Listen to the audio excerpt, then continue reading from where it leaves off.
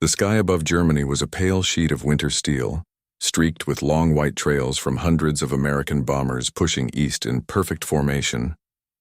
Inside each B-17 Flying Fortress, frost clung to oxygen masks, engines roared in mechanical unison, and young airmen stared into the blinding glare ahead. At 25,000 feet, the world was reduced to metal, ice, and distant flashes of flak. German interceptors scrambled below, black specks rising like hornets from frozen airfields. Their radios crackled with familiar confidence. Same bombers, same route, same slow targets. Fighter cannons were armed, attack runs plotted. For months, American bomb groups had come this way, heavy, exposed, and alone. In one of the lead B-17s, a tail gunner scanned the horizon. He had learned to count the seconds between sighting enemy fighters and impact. Today, something felt different. He could see the enemy closing in, but he wasn't afraid, because this time, the bombers weren't alone. Just ahead, cutting through the sky with impossible speed, a new silhouette appeared, sleek, fast, and predatory. But this moment was not how the war in the air began. Long before that frigid day over Germany, the United States Army Air Forces entered the European conflict with an ambitious idea that a war could be won not only by armies on the ground, but by high-altitude precision bombing. American air doctrine, shaped in the interwar years by thinkers like General Billy Mitchell and the Air Corps Tactical School, argued that destroying key industrial targets would cripple the enemy's ability to fight. Unlike the British Royal Air Force, which favored night bombing for survival, the United States believed in daylight raids, accurate, surgical strikes delivered in tight formations. To execute this doctrine, America produced two heavy bombers in immense numbers, the B-17 Flying Fortress and the B-24 Liberator. The B-17, with its thick armor, multiple gun stations, and reputation for returning home with wings shredded and engines failing, became a symbol of resilience. Each aircraft bristled with up to 13 50-caliber machine guns, manned by 10 crewmen trained to fight off interceptors while holding formation. On paper, it seemed unstoppable. When the 8th Air Force began its campaign in Europe in 1942 and early 1943, morale was high. Training films and briefings repeated a confident phrase, "The Flying Fortress can take care of itself." The idea was simple. If the bombers flew in large enough numbers, overlapping their defensive fire, they could form a wall of lead that no enemy fighter would dare penetrate. U.S. commanders believed that bomber self-defense made long-range escorts unnecessary.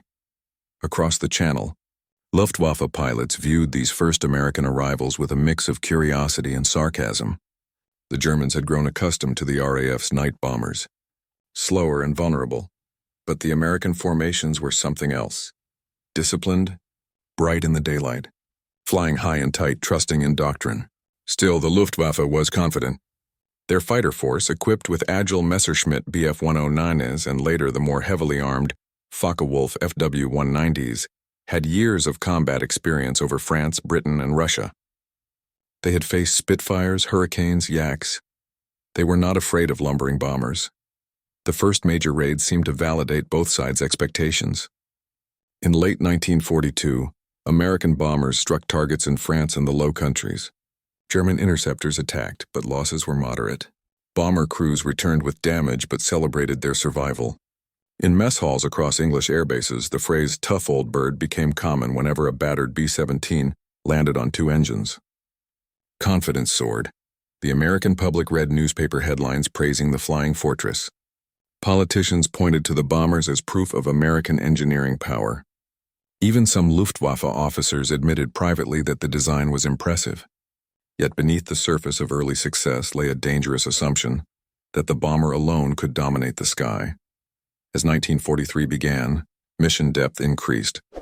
Raids were ordered deeper into occupied Europe, toward factories in Germany itself, targets like Bremen, Kassel, and Schweinfurt. These were not short-range strikes over coastal territory. These were long-exposed flights into the heart of enemy defenses. Escort fighters like the P-47 Thunderbolt, though powerful, simply did not have the fuel capacity to follow the bombers all the way to target and back. Somewhere near the Belgian border, they would bank away and turn home. Bomber crews began to call that moment The turn. The moment their escorts vanished into the western sky was when the real war began.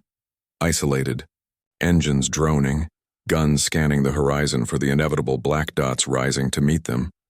It was in these moments, over the gray expanse of the German heartland, that the Luftwaffe stopped observing and began hunting, and then the true test of America's daylight bombing doctrine began. The first deep strike missions revealed the brutal reality that American doctrine had not anticipated. Without fighter cover, the bomber formations became predictable, exposed targets. German radar detected their approach long before they crossed into hostile airspace. Luftwaffe command would scramble interceptor wings from multiple airfields, arranging them not for a single strike, but for waves of continuous attacks timed to coincide with the bomber's most vulnerable stretches. From the ground, it looked almost rhythmic. First, the contrails of American bombers appeared, long white lines gliding high above. Then rising from below and behind, the darker, thinner trails of German fighters climbing to meet them. The Luftwaffe's tactics were coldly methodical. Pilots were trained to break bomber formations by concentrating fire on the lead elements, severing the formation's cohesion. Once bombers drifted out of position, they were circled and finished off like wounded prey. Bomber gunners fought back with determination, filling the sky with tracer fire. Yet against experienced German pilots flying fast, closing head-on passes, firepower was no guarantee of survival. Luftwaffe ace tactics became devastatingly effective, slashing through formations from 12 o'clock high, firing cannon bursts at close range, then diving away before turret guns could track them. German pilots described the bombers as tough but blind, strong in defense when engaged at the flanks, but vulnerable in direct frontal approach where their guns struggled to depress in time. Then came the missions that shook American command to the core. In August 1943, the 8th Air Force launched one of its most ambitious raids, a double strike at Schweinfurt and Regensburg, key centers for ball-bearing and aircraft production. More than 370 B-17s took off. They crossed the German frontier, believing their numbers would be enough. German interceptors rose to meet them in force. For hours, the bombers flew under relentless attack. Gaps appeared in their formations. Smoke trails marked the fall of damaged aircraft. Crews across English airfields waited anxiously as the returning bombers began to appear over the horizon, but far fewer than expected. Of the 376 bombers that departed, 60 were destroyed and over 550 airmen were lost or captured in a single day. Many of the aircraft that returned were riddled with holes, limping home with engines burning or landing gear stuck. The mission was considered a tactical success. The factories were hit, but strategically, it was a failure. Loss rates of nearly 16% per mission were unsustainable. Commanders knew it. Aircrew knew it. Even the Germans, who celebrated the raid as a major victory, recognized something deeper. American industrial power would keep sending bombers. But without a change, those bombers would continue to fall in staggering numbers. Reports from bomber crew debriefings began to carry a new tone. The phrase, "Where were the fighters?" appeared more and more. Pilots and gunners quietly spoke of the moment their escorts vanished, the moment hope seemed to fade, replaced by a kind of cold resignation. They would face the rest of the journey alone. At high command briefings in England, charts told the story clearly. Bomber losses spiked dramatically once escort fighters turned back. No matter how disciplined their formations or how many guns they carried, the bombers could not fight a war of attrition against veteran Luftwaffe interceptors without protection. And so the question shifted. No longer did commanders ask whether bombers could defend themselves. The question became something far more urgent. How do we keep the fighters with them and all the way to the target and back? That question would lead to one of the most significant shifts in air warfare strategy of the entire war, and to the arrival of a new aircraft that would change everything in the skies over Europe. The American daylight bombing doctrine looked formidable on paper. Each B-17 Flying Fortress carried multiple turret positions, nose, tail, waist, dorsal, ventral, creating a cage of overlapping fire. The concept of combat box formations was designed around this idea. Bomber squadrons would fly staggered, layered groups where every aircraft's field of fire covered the blind spot of another. At altitude, These formations looked like vast steel fortresses moving across the sky, and at first glance they appeared unbreakable. But German fighter command did not see fortresses. They saw patterns. They saw speed, altitude, and formation timing. They studied the angles of turret depression, the blind arcs where guns could not swivel quickly enough, and the seconds it took for a gunner to shift focus. They noted that 50 caliber firepower, while lethal in sustained bursts, was only effective when fired upon targets approaching from predictable angles. So they changed the angles. Rather than attacking from the sides where waist gunners had clear lines of fire, German interceptor units adopted head-on approaches. Coming in at closing speeds that exceeded 600 miles per hour combined, Bf-109s and FW-190s would fire their 20mm and 30mm cannons in a short, violent window before rolling left or right and diving away. At that speed, the bombers' nose turrets had almost no time to react. A single cannon shell could shatter a cockpit or ignite a fuel tank. Bomber crews later described these attacks with a mix of awe and horror. In training films, they were taught to expect flank attacks, fighters spiraling in from above or below.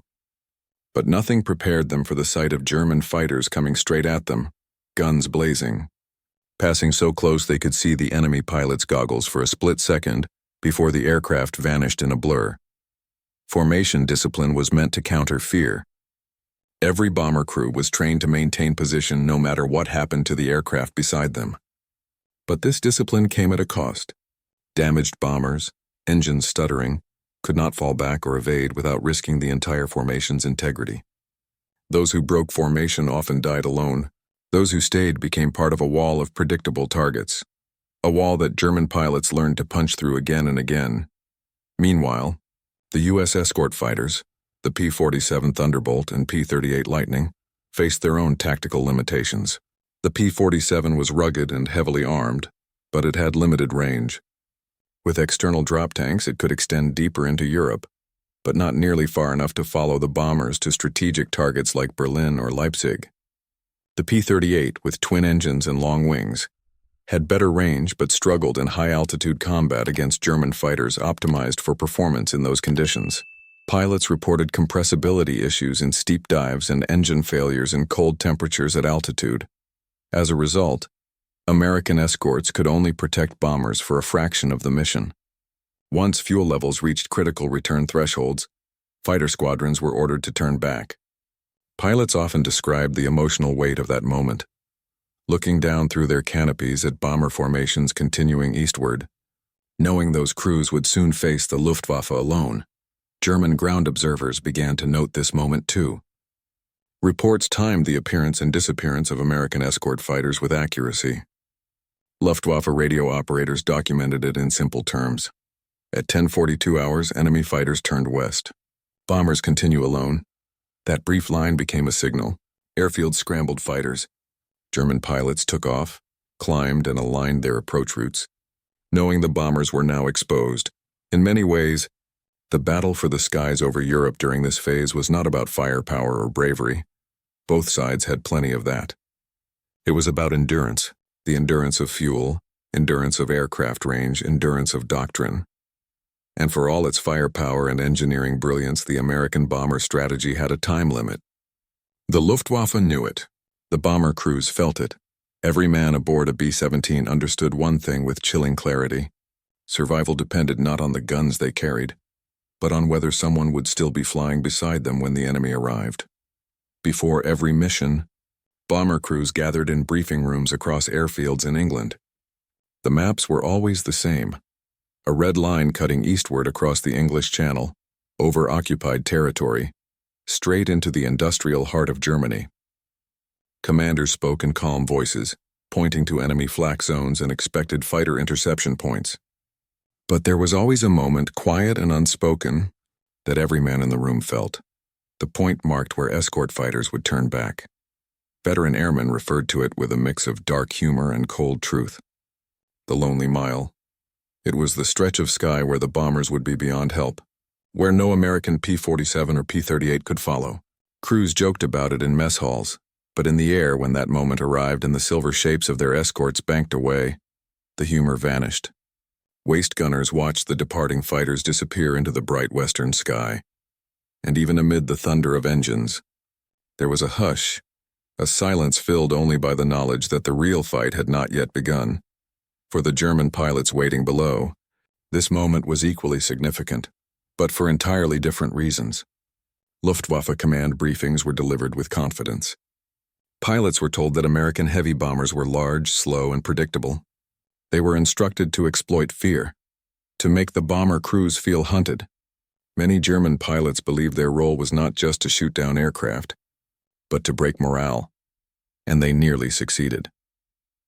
Survivor accounts from bomber crews frequently mention the terrifying predictability of German attacks. The first wave came shortly after escorts turned back. Then another and another. It felt relentless, mechanical. Some crews reported seeing the same squadron markings on German fighters, circling back for repeated passes. The enemy did not flee after firing. They returned again and again, until fuel or ammunition forced them to disengage. Inside the aircraft, fear had a smell and cordite from fired guns. Hydraulic fluid from damaged lines burnt insulation. Crew spoke of numbness, then a strange calm that settled when survival seemed unlikely. Yet amid the relentless tension, there were also moments of unshakable resolve. B-17 gunners continued firing until their barrels glowed red. When oxygen lines froze, men went unconscious, revived by crewmates slapping their faces through frost-lined masks. One tail gunner would later write, "You stopped thinking about living or dying. You just focused on keeping the formation tight. If one bomber fell out, it was like watching a friend drift away into the dark." To the German pilots, the sight of bomber crews staying in formation despite catastrophic damage was both remarkable and puzzling. Many Luftwaffe reports express a grudging respect for American discipline, but respect did not soften their mission. They knew that every bomber that reached its target meant destroyed factories, lost fuel production, damaged infrastructure. For Germany's war machine, each bomber that slipped through was a blow. Still, German airmen held on to confidence as long as the sky favored them. As long as the bombers were alone, as long as the escorts disappeared beyond the horizon, the Luftwaffe believed the skies over Germany belonged to them. That belief would not last. Because even as bomber crews endured the lonely mile and German pilots executed perfected interception tactics, engineers, strategists, and pilots back in Allied command centers were preparing something new. Something faster. Something with the range to follow the bombers not just part way, but all the way. Something that would shatter the psychological balance of the air war. And when it arrived, it would not simply escort the bombers, it would hunt the hunters. In late 1943, whispers began spreading across the airfields of the 8th Air Force. Mechanics spoke of a new fighter, something faster than anything the Luftwaffe had in the air. Pilots heard rumors that this machine could stay with the bombers all the way to Berlin and back. Most dismissed it as talk. Every new aircraft was rumored to be the one that would change everything. But inside a hangar at RAF Debden, a new silhouette stood beneath the frost-covered roof. It was sleek, low-slung, with long, elegant wings and a streamlined fuselage that looked more like a racing aircraft than a war machine. Stenciled on its side was a simple designation, P-51 Mustang. Originally designed as a British request fighter, the early Mustang models had seen limited use. It wasn't until engineers fitted the aircraft with the British Rolls-Royce Merlin engine, a power plant known for its high-altitude performance, that the Mustang transformed. Suddenly, this fighter could climb faster, fly higher, and maintain power where other American escorts struggled. And then came the feature that would change strategic air warfare forever: external drop tanks. These sleek fuel tanks, mounted under the wings, extended the aircraft's operational range to over 1,600 miles. It meant one thing: the Mustangs could go the distance. On December, escort missions were launched with the new P-51Bs in limited numbers. Bomber crews saw them form up alongside them over the channel. At first, the crews didn't believe what they were seeing.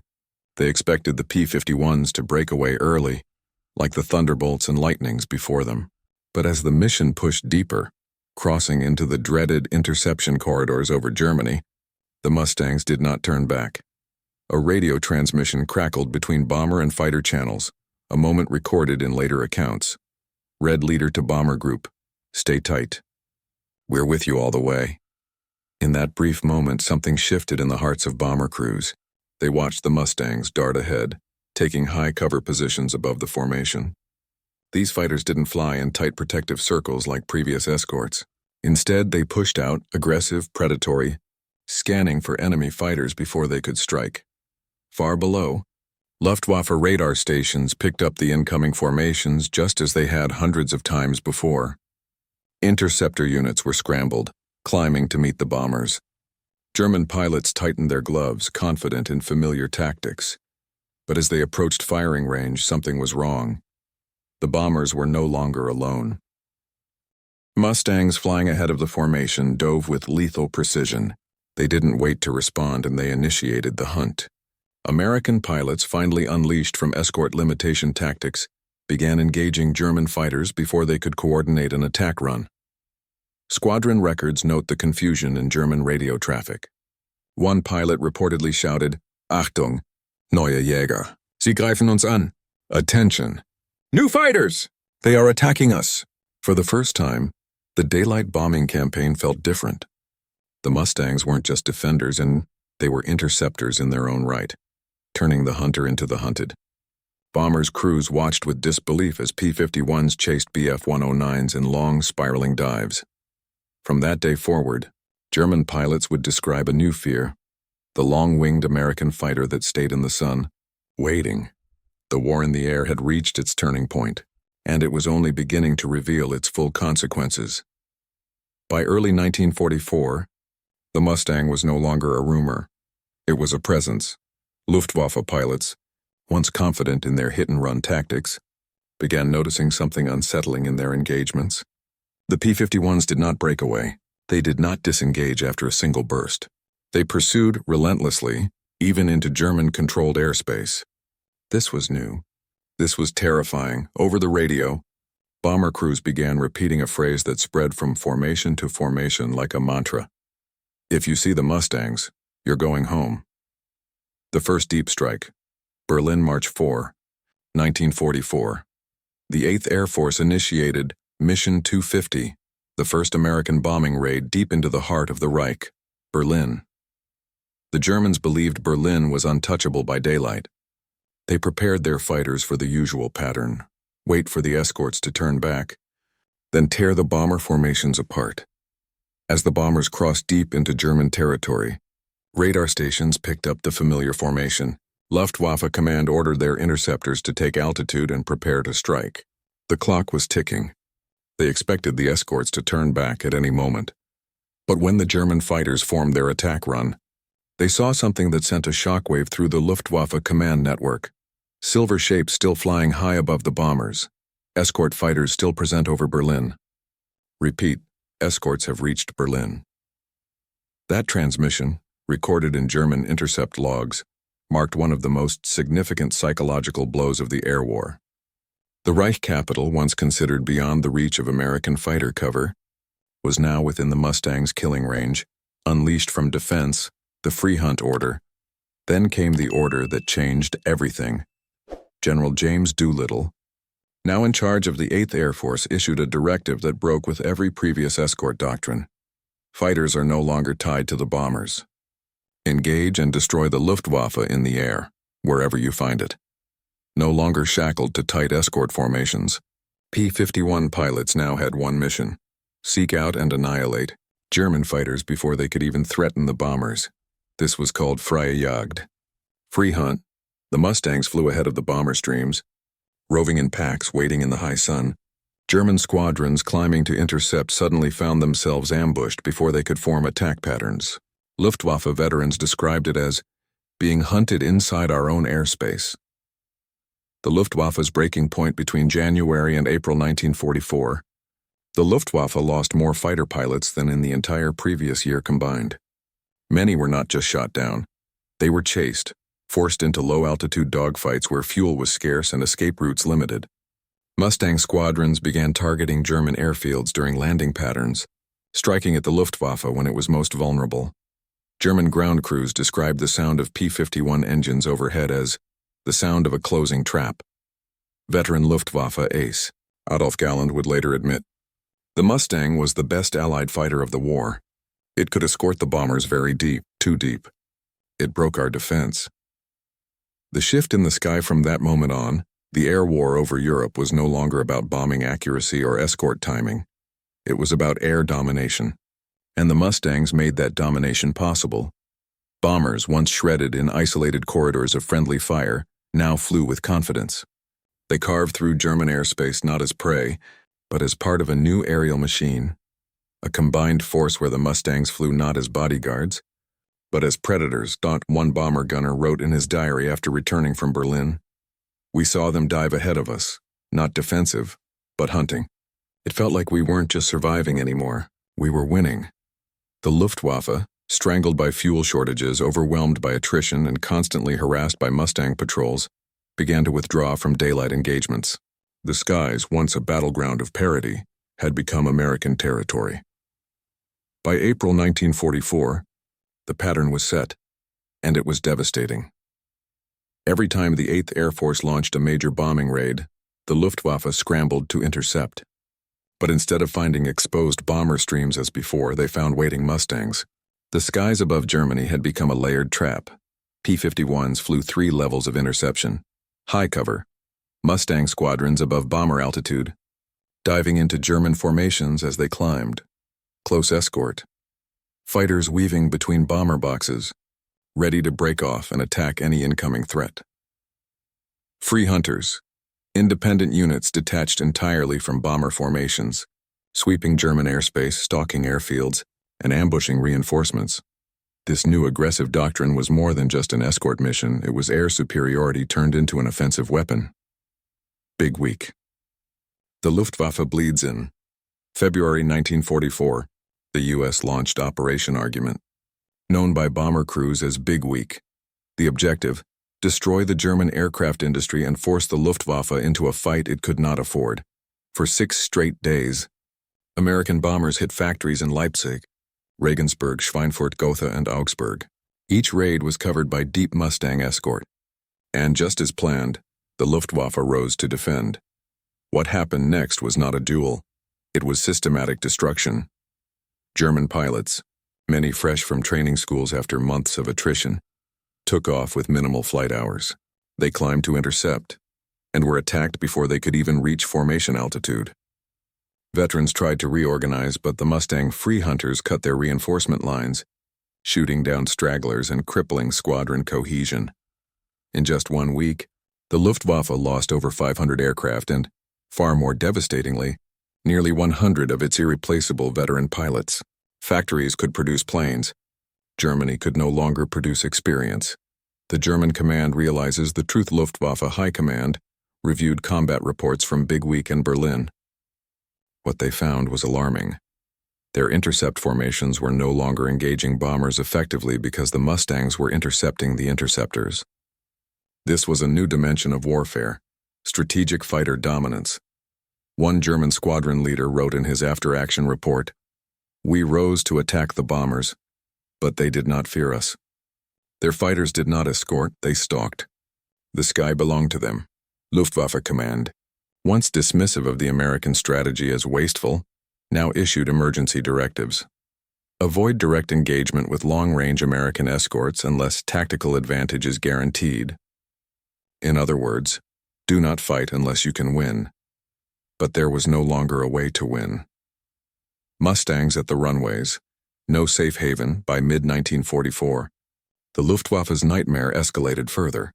Mustang squadrons began extending their patrol patterns beyond the bombing corridors.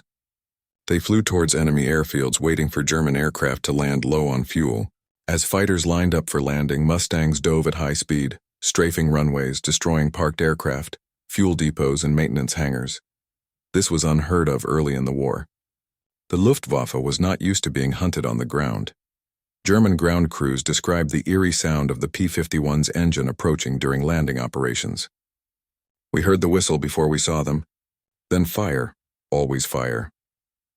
A shift in radio silence. Bomber crews, once tense and fatalistic, noticed a change in morale.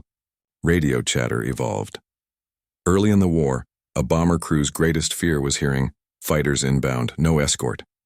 A death sentence. Now over German territory, the callouts were different. Mustang still with us.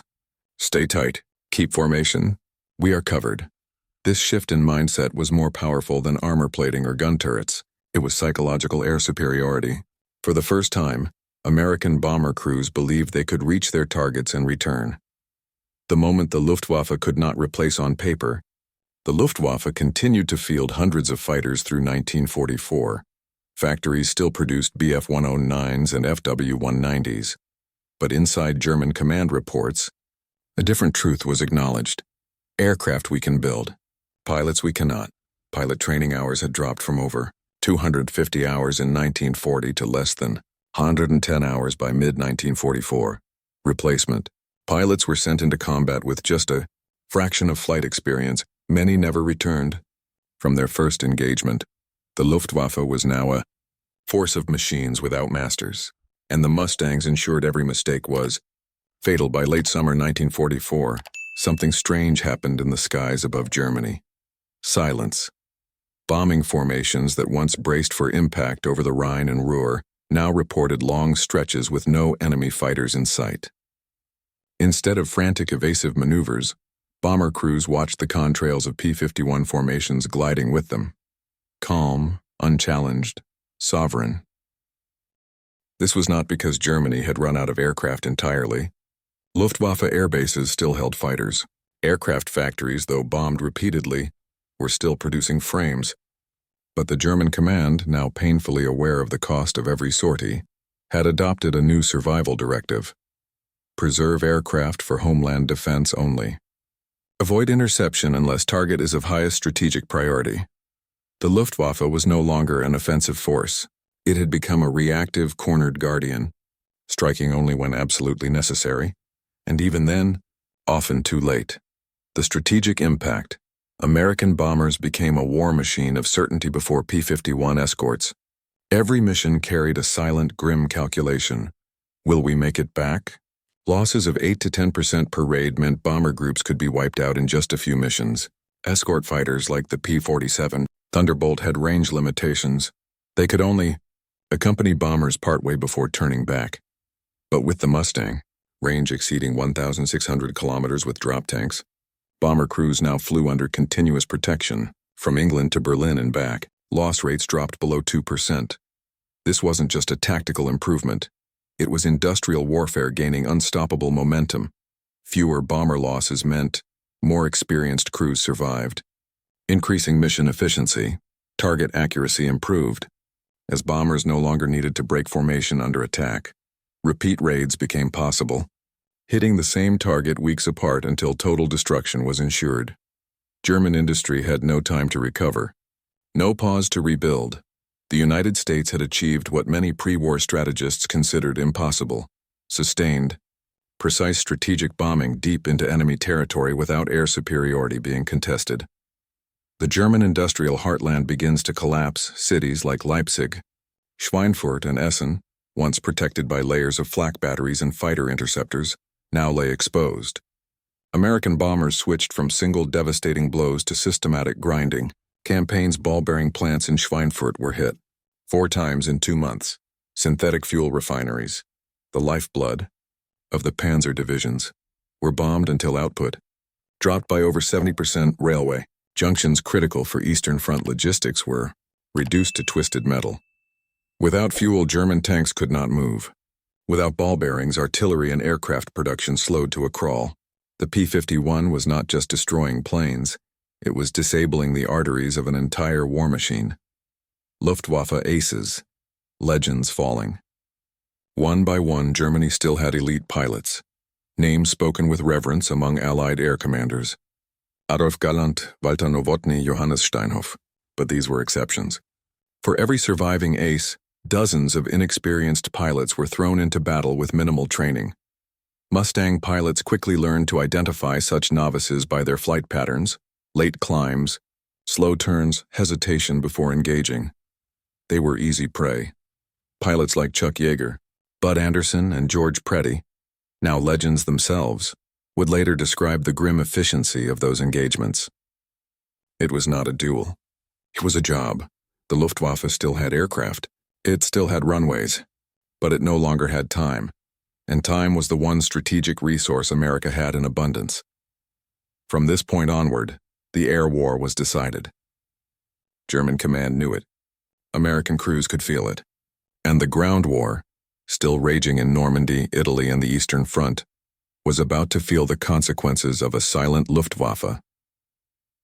By late 1944, the Luftwaffe still existed on paper. Reports listed fighter groups, airfields, fuel allocations, and squadron numbers. But the sky told a different truth, a truth bomber crews described as unsettling.